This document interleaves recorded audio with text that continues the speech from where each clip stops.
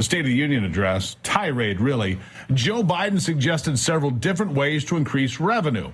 And that, of course, means cranking up taxes in a variety of ways. And he seemed to really like the idea of increasing the amount it collects by 20 or 25%.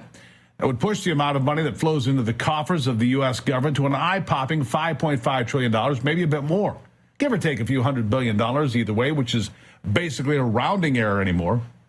And what is so remarkable to me today is that it's apparently nowhere near enough to cover the bills that Joe Biden wants to stick you, me, and everyone else with, while keeping the door open to millions of illegals, keeping inflation high, and demanding we send another $100 billion or so to Ukraine for an unwinnable war in a country we have no actual vested interest in, at least not that we are told about, except we must defeat Russia. That's right, $5.5 trillion is short of what old Yeller wants in the piggy bank for him to pilfer. In fact, he wants a whole lot more to squander on everything under the sun, things you can't even imagine. Yesterday, Joe Biden took the veil off this new budget, and he has proposed $7.3 trillion of spending. $7.3 trillion. Let that number roll around for a moment or two. How is it that that's even possible? Well, for starters, by drilling the high earners in this country and by placing an arbitrary 25% tax on all billionaires. Sadly, that will not be enough to get the job done. And even though he claims it would cut taxes for anyone earning less than $400,000 a year, you and I both know that's just not possible. In fact, the budget Grandpa put out calls for tax hikes of $5 trillion over the next 10 years. But of course, they'll have to be higher than that. So let's work this out. Trillions of dollars in the hole to start with, if you can actually reach $5.5 trillion in revenue. And even with those optimistic goals, you're still staring at about $1.8 trillion of new debt every single year, which would actually be a miracle.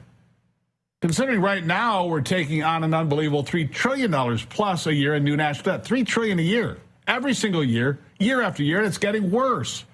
And the giveaways, well, they are all over the place. Let's see. Bigger tax credits for parents, nearly $10,000 for new home buyers, free pre-K education for all kids so they can get a jump start on gender theory and climate change education, of course.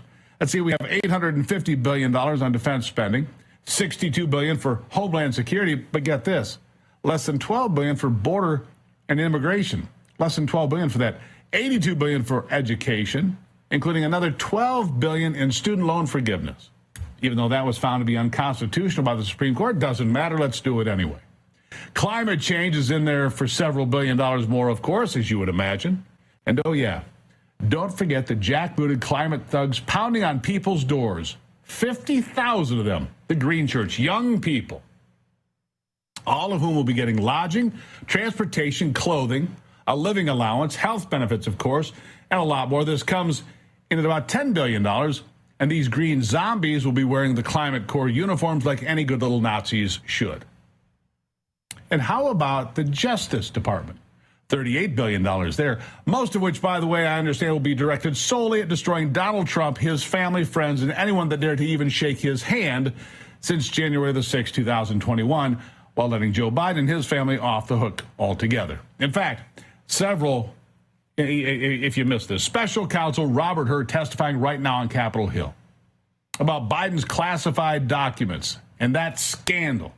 You know, the one DOJ has decided not to prosecute while going after Donald Trump for having a lot less documents in a lot less places. And while the Biden administration tried to tell you President Biden was completely exonerated of taking classified documents, well, that's not the case. Not according to special counsel and the prosecutor himself, anyway. Here he is.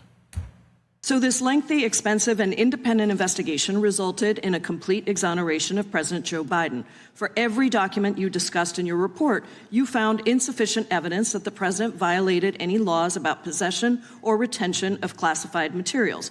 The primary law that you analyzed for potential prosecution was part of the Espionage Act, 18 U.S.C. 793E, which criminalizes willful retention or disclosure of national defense information. Is that correct? Congresswoman, that is one statute that we analyzed. I need to go back and make sure that I take note of the word that you used, exoneration. That is not a word that I'm going to continue with my questions. I'm going to continue with my questions. I know that the term I ultimately reached related to whether sufficient evidence existed such that the likely outcome you exonerated would be a conviction. I know that the term willful retention has a Mr. Hur, it's my time. I did not exonerate him. It's my time. Interesting that Congresswoman Jayapal didn't want him to speak on that topic at all, right?